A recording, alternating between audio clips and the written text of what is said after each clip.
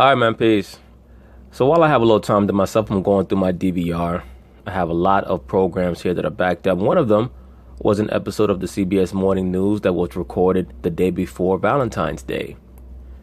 And as I watched this episode of the CBS Morning News, it truly accentuated to me why I hone in on the fact when I make these videos that brothers should pay attention not only to the telecast and what they're saying overtly, but also you should always pay attention to what's going on in the background.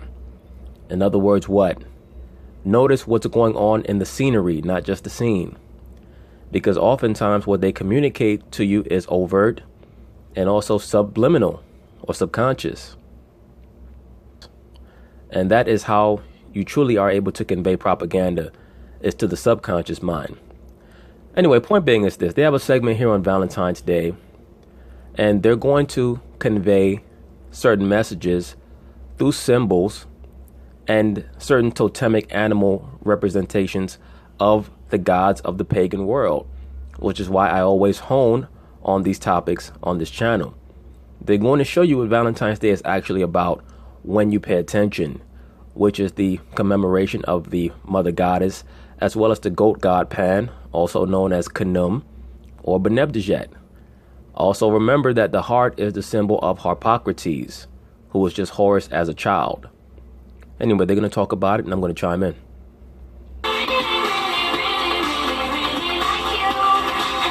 Tomorrow, it's a huge day for romantic gestures. Valentine's Day is the second biggest greeting card occasion of the year after the winter holiday season. Now, brothers, remember I told you that the so-called winter holiday season is very big for this economy. It starts off with what they call the Brumalia, or it was known as the Brumalia in the ancient world. Now it's known as Thanksgiving. That builds up to the Saturnalia, which is known today as Christmas. And then after that, they have New Year's. New Year's in the ancient time was a festival that commemorated the visibility of the Sirius star, Sirius. The Sirius star is a symbol that's used for the mother goddess, Aset. That would trickle down over into what we call today Valentine's Day, but what was known in the ancient world as the Lupercalia, which takes place in February, because February was meant to be the end of the purification of the mother goddess after she gave birth to her son Asar, or Tammuz, the god of vegetation. Remember, in the ancient world, after a woman gave birth to a child, particularly a male child, she had 40 days to purify herself. In the Roman culture, that was known as the Fabrua, or the purification, the purging. That's where you get the term for the month February from, Fabrua. And that time period for purification came to an end on February 14th or 15th. They would commemorate that through ritualistic human sacrifice, normally at a mountain known as Lycopolis in Greece, or Wolf Mountain. And I covered this already in the video that I did on Valentine's Day, but I just decided to rehash it because, once again, when you pay attention to this segment, they're going to make it very, very clear what Valentine's Day is actually about.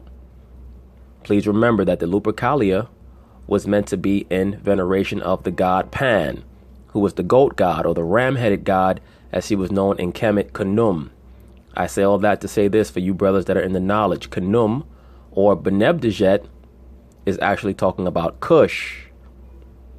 Cush is the Baphomet, or at least he's one portion of the Baphomet, along with his wife, Semiramis, or as she was also known as Isis or Aset, and also the son, Nimrod, or as he was also known as Asar, or in his reincarnation as Horu, aka Tammuz, or Dumuzi in the ancient Sumerian culture. But to make a long story short, Valentine's Day is just a huge consumerist holiday, as all these holidays are in this society. But they're meant to keep alive the worship of the old pagan gods, who represent the light bearers on the left-hand side, or Lucifer on the left-hand side. Because brothers, please remember that everything has a left-hand meaning and a right-hand meaning. The Most High controls both the good and the evil. Tells you that explicitly in Isaiah the 45th chapter and the 7th verse. Because higher production costs, lower profit margins, and a rise in social media and texting, revenue in the greeting card industry has been declining by about 4% a year. Meg Oliver is at a card store in New York with how new players are getting creative. Meg, good morning. Good morning. Americans will spend nearly $20 billion on Valentine's Day. Now listen to that shit. Americans will spend nearly $20 billion on Valentine's Day, and I guarantee you 19.9 billion of those dollars will be spent by dumbass men. Dumbass men who are most likely not even going to be with the female that they bought the gifts for by next Valentine's Day. And brothers, there's nothing wrong with buying your woman nice things. I've already covered this. That's your prerogative. It should not be stipulated to you by a day. And for the most part, all these fictitious holidays do is add an undue and unnecessary amount of stress to a relationship, which are normally hard enough as it is in this society where there are so many dynamics that you have to be aware of due to social media and the workplace and just the overall lack of respect that people have for themselves and oftentimes for their significant others or for other people's relationships. They add this dynamic of being pressured into believing that you have to make sure that you fulfill your obligation on a consumerist holiday that they try to tie into a quote-unquote love aspect, and it has nothing to do with it. All it's truly about is, once again, keeping alive, reinvigorating the worship of Pan, who is the god of this society, also known as Samael, Samael. That's where you get the character of Uncle Sam from. Uncle Sam is the goat god. That's why he's known for having what? The goatee. Okay? Samael was also known as the patron guardian angel of ancient Rome, because ancient Rome was known as what? The kingdom of Edom. Okay? Imperial Rome was known as the kingdom of Edom because they knew that the people of Imperial Rome were the descendants of the Edomites. But that's a whole other topic for another day. Point being is this: there is no new thing under the sun, and everything is connected. Please understand that. Millennials are shelling out the most. On average, they'll spend about $200 on cards, gifts, and other celebrations. And with many millennials tired of impersonal text messages and social media posts, greeting card companies. Hey brothers, you see this? This wise state to make sure that you pay attention to the imagery. They're showing you the all-seeing eye within the monocle. Now that's the right eye. So the right eye, if I remember correctly, is the eye of Hathor, the mother goddess, the cow goddess. The purpose of the imagery of the cow is that the mother goddess was known as the mother of wisdom, of knowledge. The cow, of course, provides milk. Milk in the ancient world was always used as a metaphor for knowledge. When you take in milk, milk represents knowledge. So therefore, she became known as the cow goddess, Hathor. She was the consort of the bull god, known as the Apis bull. But pay very close attention, because you're going to see this image again of the eye inside of the monocle in another symbol for the mother goddess. Please understand that when they make these segments, they frame it in a way that they're going to communicate to you on a conscious level, but also on a subconscious level. Companies see an opportunity. We should throw a party, but let's not invite anyone else.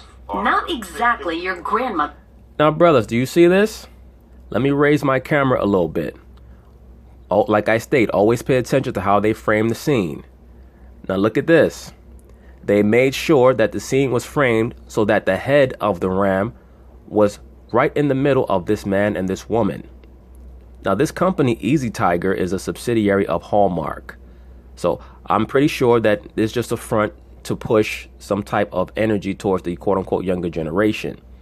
And I would be willing to bet that the owner of this company, Easy Tiger, is most likely some type of Wiccan or Luciferian. But please notice how they have the ram's head right in the middle of this man and this woman, and it's framed that way on purpose.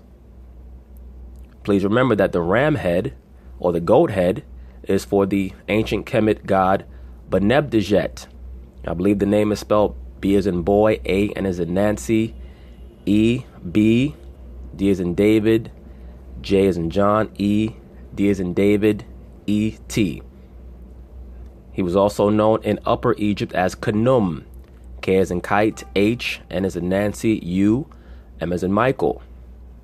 He was venerated in ancient Kemet, and his worship was taken over into Greece, where he was known as Pan, the god of lust, the god of fertility. His priestesses in Lower Egypt were known for having sex with goats on his high holidays. Once again, the holiday of St. Valentine's Day was known in the ancient world as the Lupercalia. In the Lupercalia, they would perform human sacrifices to Pan at Mount Lycopolis, particularly under his pseudonym as the wolf god. The wolf was associated with Apollo. Apollo is the Greek name for the god Heru, who is his son. You can look all these things up yourself. The son of Benebdejet is Harpocrates, who is Heru. You'll see the same things over and over and over again. Why do I like to explain these things to brothers? Because when you read the Bible, you have to understand the Bible is a history book. And I'm sure that a lot of the Afrocentric dudes will say, oh, really? No, it's not. Brothers, pay attention. The Bible is a history book. You have to read it like a history book. And you will get a far greater appreciation and understanding for it. When you read Isaiah the 14th chapter and it mentions Lucifer, it's not talking about the so-called white man. It's talking about Cush, Nimrod, and Semiramis. That's why it mentions, or it alludes to, the building of the tower. That is how Cush fell out of favor. He commandeered the building of the Tower of Babel in Genesis the 11th chapter, of which that conspiracy was undone. He fell out of favor, and his son rose to power in his stead, known as Nimrod. Cush's wife, Semiramis, married her own son, Nimrod. That's why oftentimes in the stories of Asar and Aset, she will be described as his mother or his wife, because she was both. But they keep alive the image of the goat or the ram-headed god, because that represents Cush. He led the apostasy, or he was the brainchild behind the apostasy against the Most High. Okay? So, off camera, behind the scenes, all these affluent people venerate the goat-headed god or the ram god, who's known today as the Baphomet. But I just wanted to highlight how they presented the ram head right in the middle of this scene. And they're going to do it again, and they're going to do it with another creature that has a high level of symbolic importance to that pagan triumvirate. Grandmother's greeting card. I love that one little thing you do. You know, existing. No flowery designs and sappy messages that have long been a staple of card aisles. It's the only one left. Yeah. Mike Sayer and Melanie Bridges started their company, Easy Tiger, in 2013. They wanted to strike a more casual. Now look at this. I just caught this right now. Let me rewind it back just a little bit. And It's the only one left. Yeah. Mike Sayer and Melanie Bridges started their company. Now, do you see the ram head right there? I guarantee you that off camera, once again, off camera, these two owners of this company are venerators of the Baphomet. That is how they were able to become aligned with Hallmark. All major corporations in the world venerate, quote unquote, Lucifer, that being Cush, Nimrod, and Semiramis. Okay? They all believe in the blood sacrifice. They all believe in the androgynous entity known as the Baphomet, where they practice the ideologies of alchemy, the coming together of the feminine principle and the masculine principle. They all do on the highest levels, believe it or not. The Easy Tiger in 2013. They wanted to strike a more casual and ironic tone with a new kind of card. Sell greeting cards. Now look at this card, and they did this on purpose. It says, in the cute way, not the cannibal way. I mentioned this in the previous video that I did on Valentine's Day.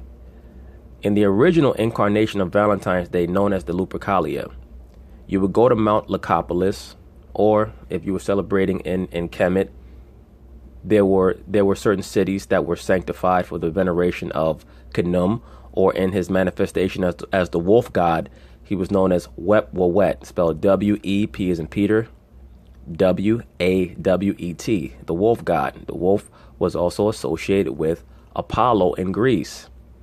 But anyway, when you would adhere to the Lupercalia, You would go up on that mountain and you would sacrifice a human being, and then you would eat the body parts.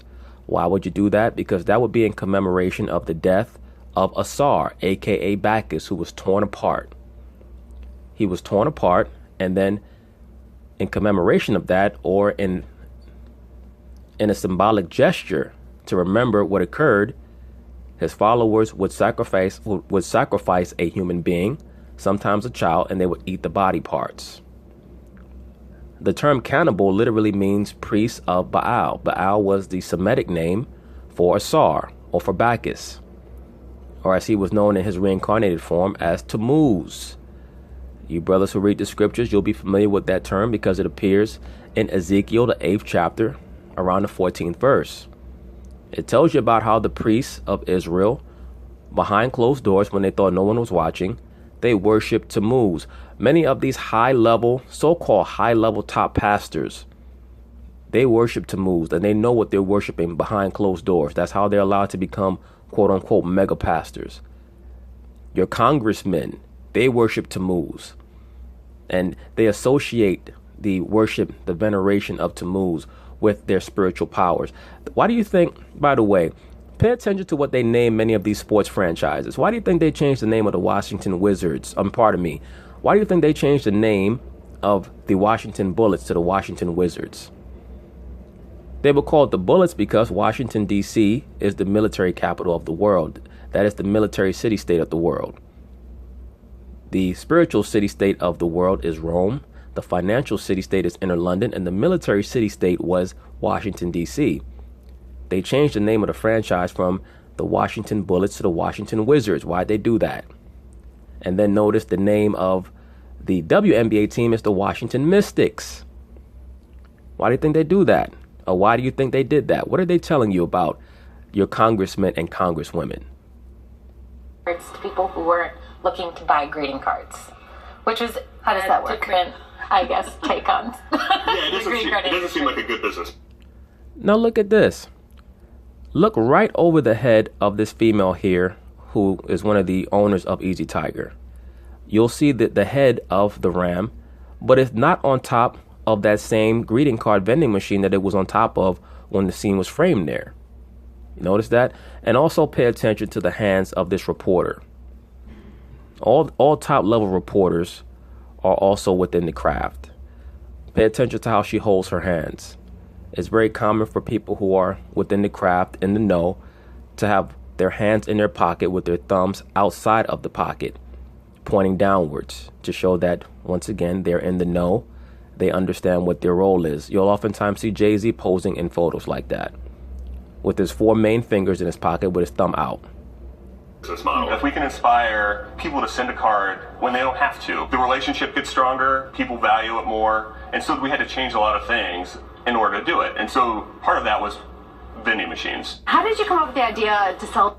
Now, do you see how she's walking up the street, the reporter, with both her hands in her pockets, but her thumbs out? She's letting those in the know understand that this Easy Tiger Corporation is a corporation that they should purchase from, because they are part of the great work, as they call it, to glorify the return of the king, as they call him, that being Heru, or Lucifer, the Lion King. Okay? I know it may sound like a lot, it may sound strange, but it is what it is. To sell cards and vending machines. I think it was just about bringing the products where the people were. And you see how she makes sure that her hands are in her pockets, but her thumbs are out? She doesn't have her hands in her pockets because she's cold. She has her hands in her pocket because she's signaling to those in the know. The reporter I'm talking about. And everybody hangs out at coffee shops. At Key Coffee in Kansas City, Missouri, they tucked their first bright green vending machine into the corner. This is the big statement piece. I love this. It's like a gumball machine for awesome people. Bought off Craigslist, Mike and Mel refurbished and repurposed vintage snack machines to sell their cards around town. I want them to feel real conversational, so I like to... Now you see what they did there? There you go. They made sure that, once again, they have the image of Khnum, aka Benebdejet, aka Pan, aka the Baphomet, framed right in the middle. I like to observe people, observe the ways that they say things, and put a little twist on it. Gone are the holiday-specific captions. Mel is in charge of the artistic vision, while Mike writes the messages. Actually, our best-selling card today is, help me understand, how are we so much better than everyone else? And so people love to have that experience of together. You see how they have the camera angle framed so that they make sure that they highlight the ram's head on the wall there? Together we're awesome. A sentiment they believe appeals to a younger generation. I feel like it's part of that kind of casual, ironic kind of sense of humor that a lot of millennials have. Now we move forward to the next scene. Remember, I told you when the segment first started that when they showed the one eye with the monocle around it to pay attention to that image because it will pop up again. Here we go again. They made sure that they had the image of the owl with that one monocle over the right eye positioned right in between the interviewer and the man. For many of you brothers who have researched the subject, you'll know that the owl is the image or an image for the mother goddess, as she was known in various cultures. Inanna in ancient Sumer. The owl is a symbol for Minerva of ancient Rome, or Athena in Greece. The owl is also one of the images for the mother goddess in Kemet, as she was known Amit or Amut. A is in apple, M is in Michael, M is in Michael. I is in India, T is in Thomas. It's also spelled A-M-M-U-T. Why the image for the owl? Because the owl represents death, destruction, witchcraft. It also represents wisdom, because the owl can see even in the darkness. You'll oftentimes see Asar depicted with an owl on his lap, because the owl was there as an accompaniment, as a guide, a spirit guide, also as a form of a symbolic way to communicate to those that are looking at the hieroglyph that his wife is in concert with him. So that is why to this day, one of the images for witchcraft is what? The owl. You'll oftentimes see witches depicted with an owl on their arm or on their shoulder. That is why Drake uses it for the OVO. He's showing you that he is a venerator of the mother goddess. And even out there in California, where you have the Bohemian Grove, you have the giant owl there. Why is that? Because once again, the owl represents death, sacrifice. That is where they perform a lot of human sacrifices out there in California at the quote-unquote Bohemian Grove, where the elite gather to speak on what they have planned for the times to come. Do companies like Easy Tiger, have they filled a void for millennials? Oh, absolutely. Yeah. And Peter Doherty leads the industry's trade organization. The way that the cards speak to you have changed. The snarky move. And also, brothers, please remember that when the segment started, when they showed that face with the one eye and the attention to the colors, black, white, and red, we know that that is one of the main color schemes for the Hermetic philosophy or the Hermetic principles, the bringing together of opposites, white and black, and then the red for the blood sacrifice. Remember, the life of the body is in the blood. That is why blood drinking is an essential part of the Luciferian ritualistic practices. Key movement is connected in many ways to millennials. The bigger companies, they have seen what the millennials are doing and what smaller companies are doing in general, and they're learning from that.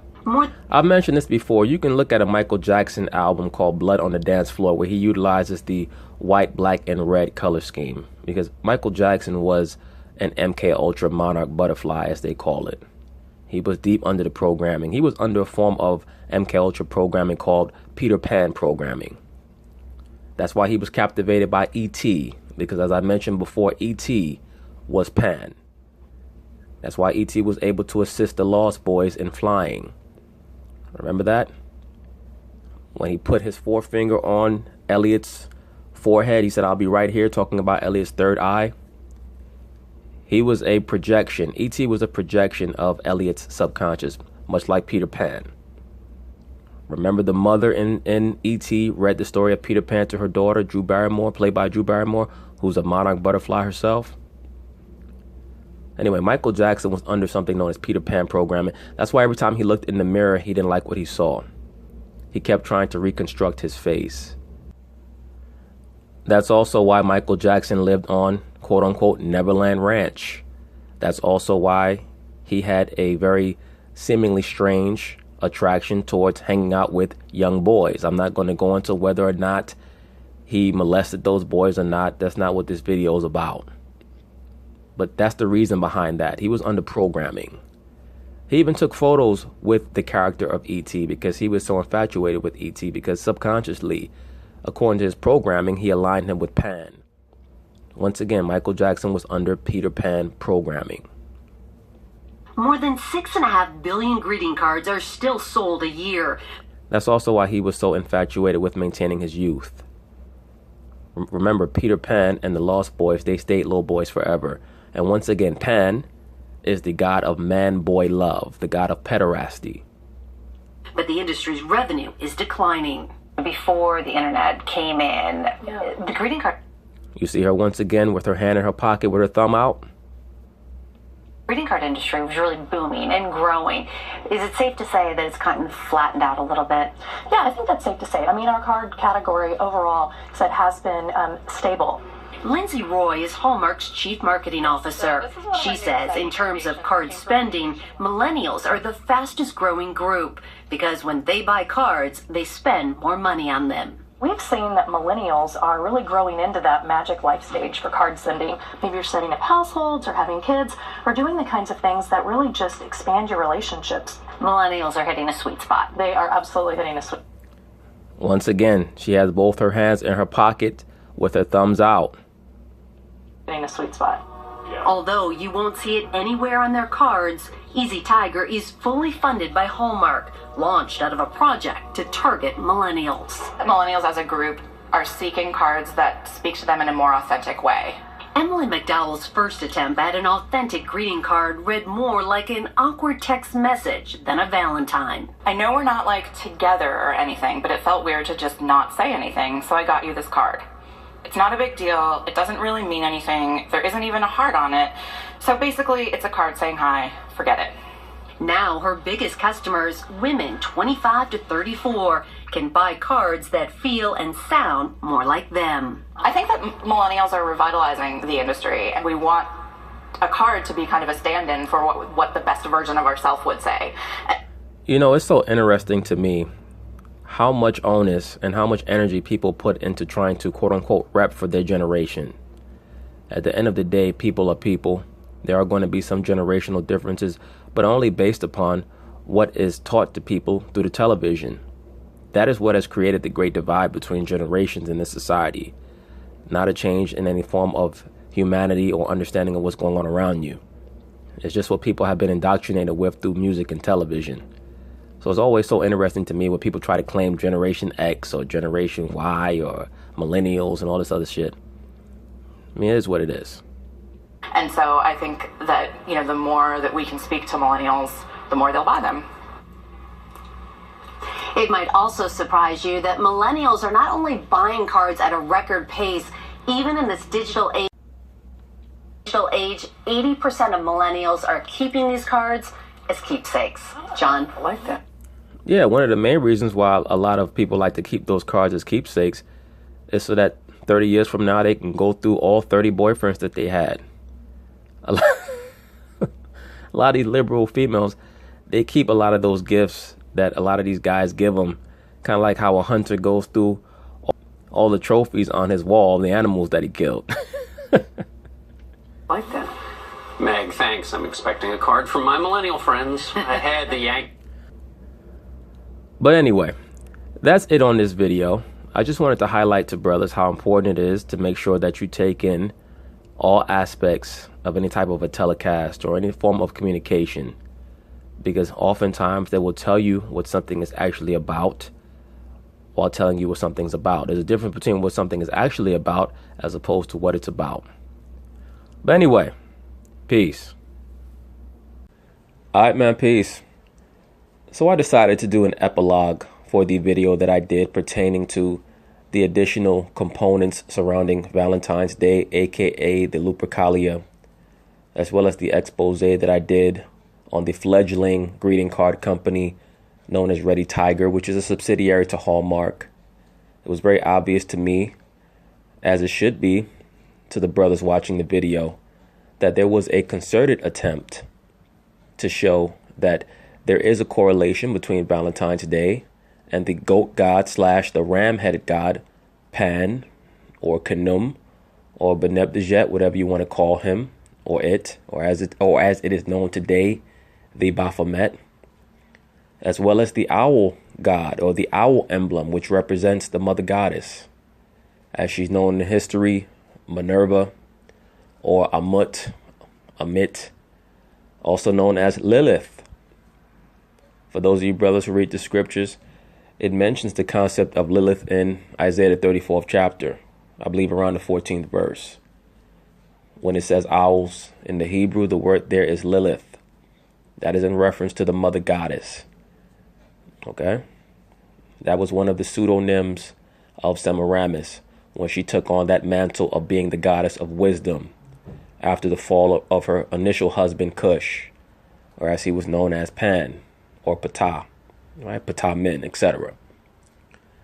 So I made a statement in the video when the reporter was interviewing the subjects in the video that she consistently would put her hands in her pockets as she was walking, and she would always have her thumbs outside of her pockets. That was not because her hands were cold. She was not trying to be stylish.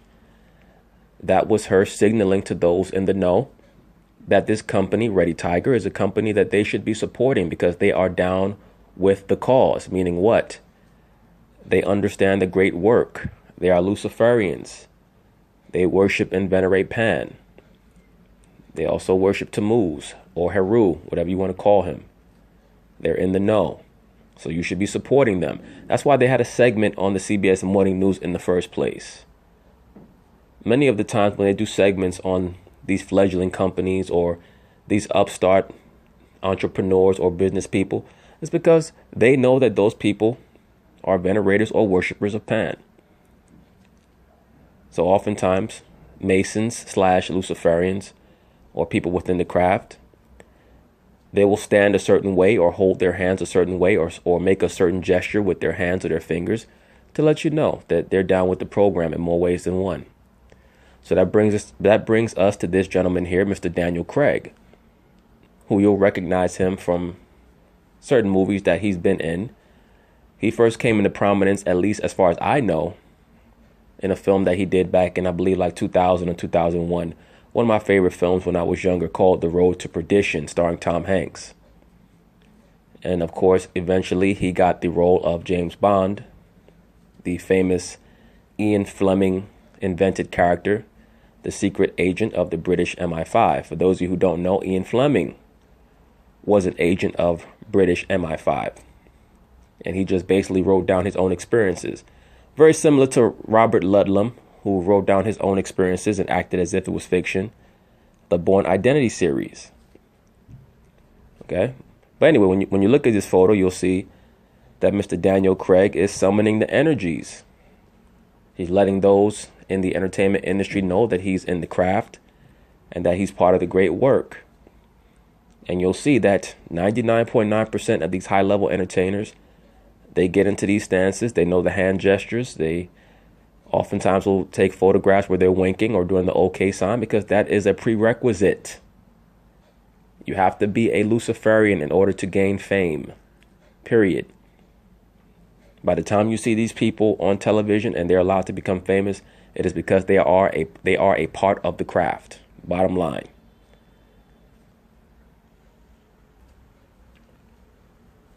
Of course, that brings us to the entertainment industry's chief warlock, Mr. Jay-Z, Sean Carter, the Saturnian himself. As you can see, he's making the same stance as well. I told you guys during the video that I oftentimes would see Jay-Z standing in that way. Unfortunately, this was the only photo that I could find offhand with him standing in that way with his hands in his pockets, but his thumbs out. He's once again showing you that he's summoning the energies, that he's in the know. As everybody knows by now, like, this is not really a secret. And that's the reason why a lot of this information is starting to come out now, because we're getting near the end. So it's building up to the great conflict. And that's a good thing. It's okay. But yes, Jay-Z he's way off to the left-hand side, and he's not coming back. When you see these guys in the entertainment industry, especially in the rap world, the hip hop world, and they wear the cross or the Jesus piece, as they call it, that's for Tammuz. That's not for the Christ of the Bible. So whenever you see these guys wearing the quote unquote Jesus piece, they're letting you know they worship Saturn. They worship Tammuz. That includes Nas, Common, all the so-called conscious guys. They all, believe me, they venerate Tammuz as well. Don't let them trick you.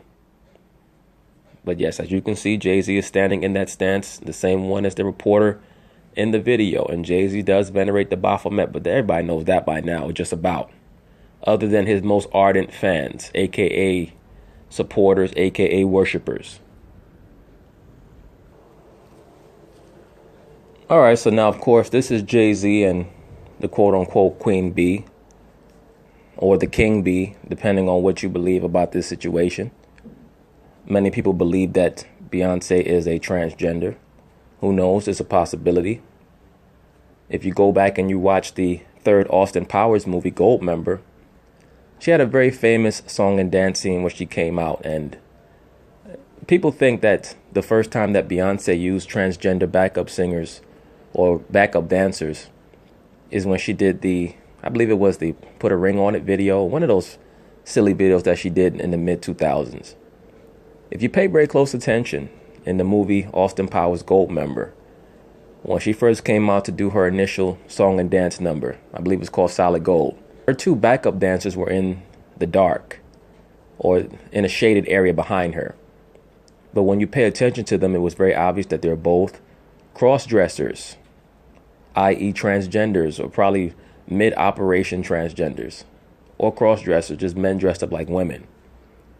That's been a major part of the entertainment industry in Hollywood for a very long time. Now, do I believe that Beyonce is a transgender? Who knows? It's a possibility. As I tell you, brothers, there are a lot of very famous people who are transgender that you don't know about. Do I believe that every single person in Hollywood is a transgender? Every last actress, like some of these people will tell you? No, I don't believe that. But there are a lot of them. There's no doubt about that. Is Beyonce one? Who knows? Not really relevant. Point being is that both Jay-Z and Beyonce are very strict adherents to the veneration of the Baphomet. As I'm sure many of you have heard before. Why do I bring it up? Because as the video stated, it's very clear that Valentine's Day, aka the Lupercalia, has a very close affinity to the worship of Pan, who became known as the Baphomet, or the horn god. Another term for the horned one is Kronos, who's also known as Saturn, the hidden god. Okay? In Kemet, he was known as Amun-Ra, the hidden god. So it all goes back to the same entity, and you'll oftentimes see him depicted as a goat, as a ram, or sometimes as a bull, where he's known as Baal, and that is what you see on top of the motorcycle here. That is an allusion to the notion, the understanding that both Jay-Z and Beyonce not only worship Baal, but they're very familiar with the concept of the blood sacrifice, which is what you need to appease Baal, particularly of a child. But that's neither here nor there. I made my point. It is what it is. Peace.